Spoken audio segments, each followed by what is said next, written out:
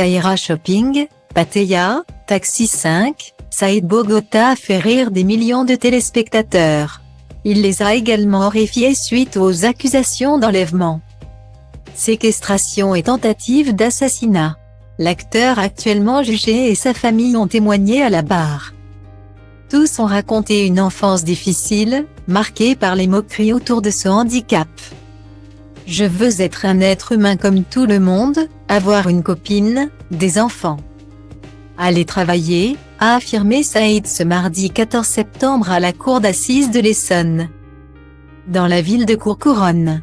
L'acteur atteint de nanisme a témoigné dans l'affaire d'enlèvement, séquestration et tentative d'assassinat, pour laquelle il est détention depuis le 20 décembre 2018. Saïd Bogota a raconté son enfance, marquée par le regard des gens, les pointages du doigt, les surnoms qu'on, lui, donnait, sa mère qui pleurait. Cette dernière s'est également exprimée, avec émotion. « Mon fils a toujours été rejeté.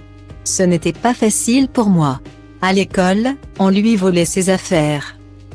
Une fois, une maman est venue me dire qu'elle ne voulait pas que Saïd s'assoie à côté de son fils parce qu'il lui faisait peur. » A-t-elle expliqué, les larmes aux yeux.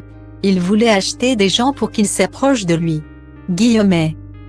La mère de Saïd Bogota s'est également souvenue de la première déception sentimentale de son fils. Au collège, il aimait une fille. Je lui ai donné de l'argent pour qu'il lui achète un bracelet. Mais elle ne l'aimait pas. Elle aimait son copain, a-t-elle raconté. La sœur du comédien a précisé que Saïd s'était alors scarifié les bras. On se suivait d'1 an à l'école. J'essayais de le protéger. Il n'a jamais été accepté. Auprès des filles, ça ne marchait pas. Il n'a jamais eu de petite copine. On disait qu'il était petit. Pas beau, a-t-elle témoigné.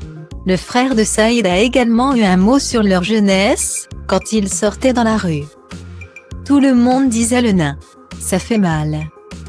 Un expert en psychiatrie, qui a évalué Saïd Bogota, est allé dans le même sens. Il a souffert d'un sentiment de rejet du fait de ce handicap. Cela a beaucoup imprégné sa vie et ça a généré une forme de résignation et une blessure narcissique. A-t-il commencé? Sa célébrité vient renverser ce système. Il passe de l'ombre à la lumière. Il est admiré. Lui-même dit qu'il n'est pas totalement dupe de ça, mais il n'y est pas insensible. Guillemets. Le praticien a également évoqué l'ex-petite amie de Saïd, Jessica, au cœur de l'affaire malgré elle. Cette relation amoureuse, il l'a après des années de désert affectif.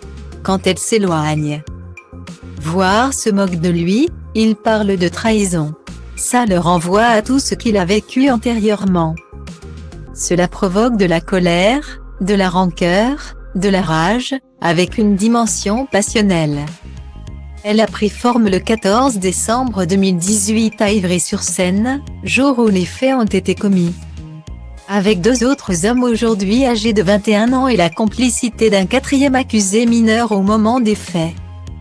Saïd Bogota est accusé d'avoir enlevé, séquestré et tenté d'assassiner un adolescent de 17 ans. Nouveau petit ami de l'ex de Saïd Bogota, Jessica. Les accusés auraient emmené leur victime dans une cave d'immeuble de Saint-Chéron. Le jeune homme, selon son récit, avait été torturé à coups de poing et jets de gaz et acide chlorhydrique. Puis emmené dans un champ à près de 2 km de là. Saïd Bogota avait prolongé le calvaire du kidnappé en le frappant avec une clé à molette. L'ado de 17 ans avait également reçu 2 tirs de flashball dans la tête à bout portant. Ses agresseurs ont ensuite mis le feu à ses vêtements après l'avoir aspergé d'essence. La victime a échappé à la mort en se déshabillant, et s'était réfugiée dans un pavillon. Lui aussi s'est exprimé à la barre et a raconté les faits en détail. Il a ajouté « J'ai été suivi par un psychiatre pendant 1 an et demi. J'ai passé une semaine avec lui avant de venir ici. Il m'a donné un traitement. Ça fait un peu de bien. » Guillemets. Saïd Bogota et les autres prévenus restent présumés innocents jusqu'à la clôture du dossier.